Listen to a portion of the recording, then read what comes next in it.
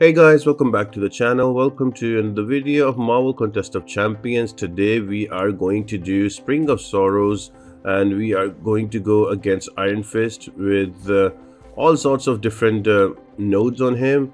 Pretty annoying fight, but I think once you get in a million tries, you are able to get him down. Now there are three different objectives to do on this fight. I am currently doing defensive utility and medium champion. Um, there are quite a few champions that work really well. I will just share you at the screen right now.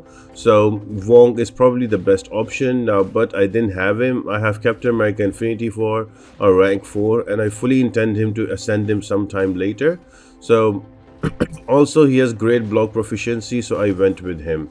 So the way this fight works is on the top left screen you will see a pressure gauge icon with a number on it that goes up and down depending what action you use. Now if you're going to block a hit, the gauge is going to go down towards 0, and once you get to 0 you're going to be power drained. Now when you use basic attacks against Iron Fist, that gauge is going to go up. If it crosses 10, you take damage up to 200% of your attack or on Iron Fist attack. So the difficult part is to managing in between, and on top of it there is a lot of root. So the hard part is to making sure that the pressure gauge stays there, and then there's encroaching root, then there's also root on special attacks, and the ability accuracy cannot be reduced, and you cannot take any the defender cannot take any debuffs, and you as an attacker cannot take any buffs. So no parries, so this makes this fight quite annoying to deal with. Now I'm going to tell you my experience. The biggest thing that learning was for me here is to block more than you attack. And the way you gain power is by using your parry or by blocking, because anytime Iron Fist will hit you in your block, you will gain power. So your job is to not attack much but parry more and hold your blocks and let him hit into you so you gain power. Once you have enough power, let him throw a special attack just like that, evade the last hit of it, and then use a heavy and then throw your SP2. So the heavy attack does not need to knock him down. You can only let the first hit make an impact to Iron Fist, and you can throw your SP2, and that's how you can work around it. The reason I use Captain America Infinity War, I didn't have any other good champion that was ranked that high defensive utility and medium. So I went with Captain America Infinity War, and secondly he is a huge tank. So if you notice, there are some patterns here in this fight that I'm using. So just right here I'm at 9, so now I'm gonna keep blocking. Keep an eye on the pressure gauge. The last hit of SP1 I evade 90% of the time, and that is where I use my heavy attack to remove the protection. And again, just waiting it out. There we go. Heavy attack, and now SP3 as soon as I take down the protection. So block a bunch with Captain America Infinity War. There we go. There's an SP2, evade, heavy attack, and that is the loop you have to follow. There we go again. SP1, evaded the last hit into an SP2. I should have used a heavy there, but yeah, I think in the heat of the moment, I suppose. So again, yeah, that is the whole thingy with Captain America Infinity War. I can keep blocking. I don't really care about getting down to 0. I'm gonna bait out an SP1, evade the last attack, heavy into SP2, and look at that damage. So Captain America Infinity War actually a great champion for this fight. He takes down the fight to like really slow and allows you to block a lot of hits for some old school players like me who just don't like this new shenanigans with all of those new champions. Captain America Infinity War is a good rock that you can use to take down Iron Fist.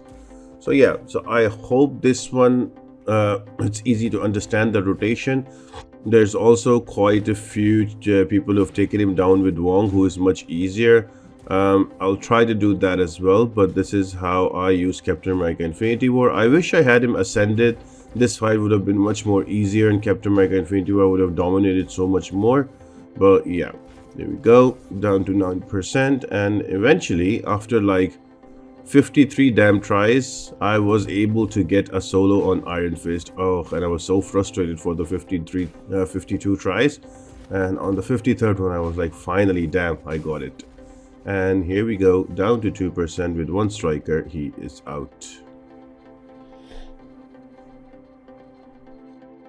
So that takes care of one objective. The second objective was either to use an A-Force champion or a Fantastic Four. This is a very easy Human Torch fight. If you're not bringing your Human Torch, you seriously need to reevaluate how you are going to kill this guy without using any revives. So again, it's not really easy, but I had the most easiest time with Human Torch. In total, with all the tries and everything, it took me only 5 minutes to take Ironfist down because of the efficiency of Human Torch. Already I practiced this fight a lot with Captain America Infinity War, so I knew what I had to do here. So this was my third try, and I was able to get Ironfist down with Human Torch. So the name of the game is the same: block as much as you can. Try to block the first hit of a special attack so you can get that extra bulwark buff with the node. There we go. And the last hit of a special, while I'm rooted, I always evade, and then I can use a heavy attack to remove the protection. And once that happens, my Nova Flames to take over. Nova Flames are the only ones that can work because they are passive.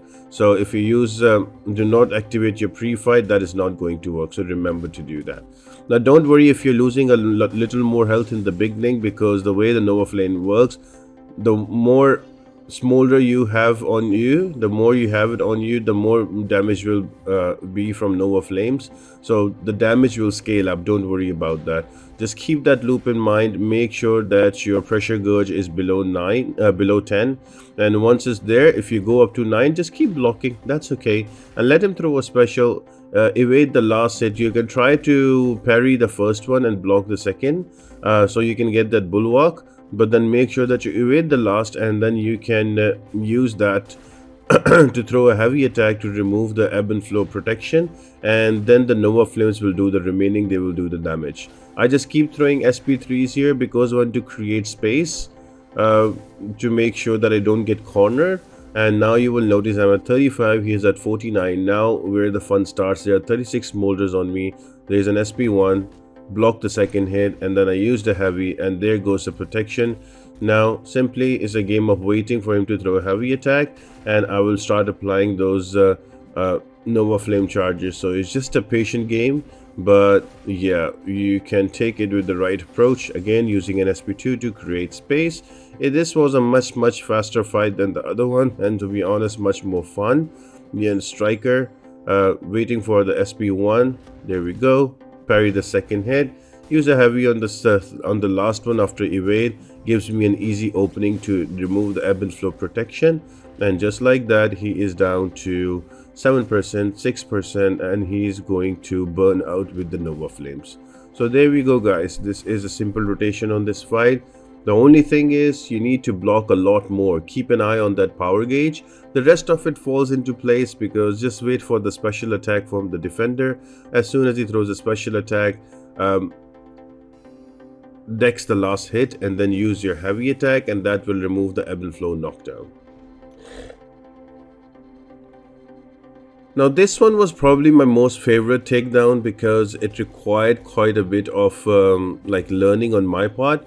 I am using a Spider Gwen for the science and small objective. Now the best thing about Spider Gwen is she has a lot of reach on her heavy attack. So you can literally just wait for Iron Fist heavy and punish back with a heavy. So yeah, that works out well. If you don't focus on the protection and you focus on the power gauge, eventually you get the fight down in 5 to 6 minutes maximum, or 4 minutes depending on what champion, what rarity you're using. My Spider Gwen is rank 2. She was one of my second rank 2s, and I really like playing with her. So that's why I just brought her in. That was logical way to approach this, to bring your champions that have the most PI. Unfortunately, I didn't have that with the other two objectives, but with this objective I was comfortable. So here we go again. Again, all I'm trying to do here is to keep pushing him to an SP1 or SP2 and using my heavy at the stunts. Because of the long reach, is easier to deal with, and then using a heavy as soon as he will throw a special, in the meanwhile building up my special attacks and doing that damage. So already he is down to 69% and we're at 72, so doing really good here. Waiting out the last part, using a heavy attack. Here we go, into a big SP2, and there we go, 63% HP. So a really fun fight with Spidery Gwen. I think I did mess up here somewhere. I took a lot of damage, but I was able to hold it out and finish it off. Now this wasn't my first attempt. It took me around 17 to 18 attempts to get this right, but it was much easier compared to Captain America Infinity War fight. But hey, at the end I got all the objectives done, and that's what I care about. I'm not gonna look at this fight again by the end of Spring of Sorrows when it comes again in a gauntlet style or whatever. But then it was a fun interaction on the power gauge. Whoever made this fight at Kabam did a great job with the learning curve of it, because once you learn, it becomes a really fun fight, and you learn to stay within the pressure gauge. But in the beginning, I can see why it can be very frustrating for a lot of people and quite annoying to deal with. But hey guys, put the time in, get like 10 to 15. Don't worry about the revives, and don't worry about getting it done. You have a week, all right? So get the right champion up if you don't have it, and then just wait it out and see, okay, maybe I can use this champion. And once you have that ready, go in for like 10 to 15 runs and figure out the fight. Figure out how to stay within the pressure gauge, figure out using a heavy after SP1 on the route. And once you have all of that figured out, this fight becomes surprisingly fun. So eventually, with so many tries, I was able to get the solos, but you don't have to get the solos. There were multiple times I could have used one revive and finish off the fight, but a YouTuber's ego, I had to go in and do a solo. But you don't have to do that. Another great thing about Spider-Gwen is she ramps up really quick. With an SP1, she gets her charges, and for every charge, she gets a power-up. And also, the SP3 activates both of your senses. So with the both senses, you do some extra damage. So Spider-Gwen works really well for this fight. Other options from this particular objectives I will share for you. One, it can be Miles Morales. There's also Spider Ham that works really well. So different options for this one. For me, Spider Ham was the best one. So I hope you guys enjoyed this video and you found it helpful. If you have any questions, do let me know in the comment section down below. I will try to do in the video where I will show different champions, and yeah, we'll get into battlegrounds and also a few videos on how to get the saga incursions done. So stay tuned for that, guys, and as always, make sure to like and subscribe to the channel if you haven't, and share with your friends. And I will see you on the next one. Bye.